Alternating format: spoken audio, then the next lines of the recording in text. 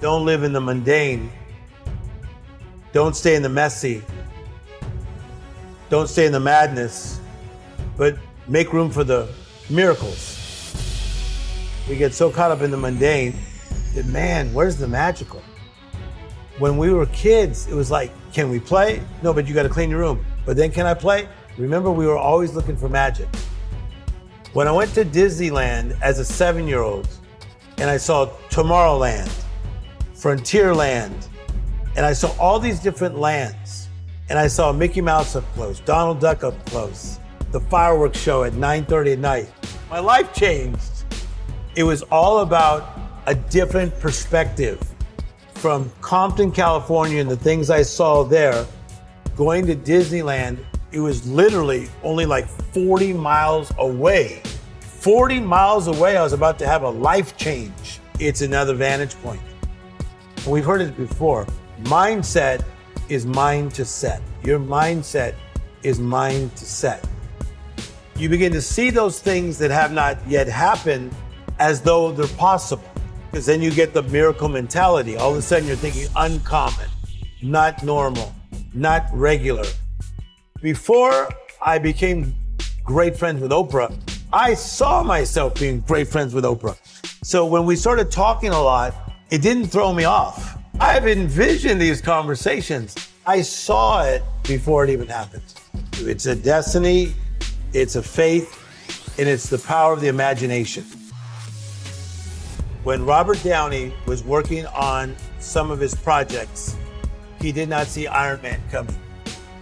You never know when you will become a superhero. And that's the beauty of life.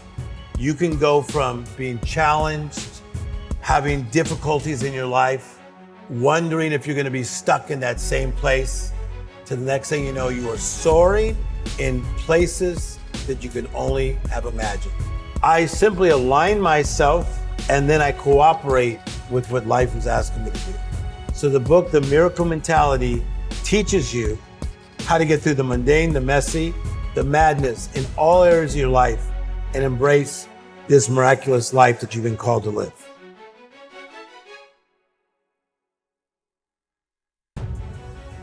I don't see anybody as different. I just see them as human beings that need to turn a setback to a comeback. Part of problem solving is you have to listen first. And a lot of people don't listen. They're just looking to try to fix somebody or give an answer. So when somebody has a setback, what happens to them, most times they go very singular. They go really inward. So if they go through a divorce, they go very inward, or they lost their job, they go inward. Anxiety or depression, pandemic, they go very inward. But when you have a setback, the first thing you got to do is you got to become awake. You got to become conscious. You got to say, oh my gosh, we're in the middle of a pandemic and we may need to be locked down for a month. A month turned into another month and then over a year, right? So number one, become awake. Secondly, you have to take inventory. Where am I financially? Where am I with my job? Where am I with my mental health? How's this world doing? But here's a powerful thing. You have to partner with the right people. I feel that a lot of people, when they have a setback, they don't have the right people to partner with. So that's what I always wanted to become, and that's what I became. I wanted to be the person that somebody could link hands with and say, come on, Tim Story. You may not know everything, but you know how to get people from a setback to a comeback. When you partner with the right people, that means you're gonna probably have to eliminate some people that are not the right people. And this is what I see with a lot of people that are in a setback. They need to cut some people back. And I say this about the power partnership. You have the acquaintance, which is the person of, we just know each other. Secondly, you have the partner that's more intimate. And then the third level is what I call the green room. The green room is that place that you go to that you are allowed to invite who you want in that green room. But they better be people of power, people of substance, people of a similar mindset and a mood set and motives that really strengthen you.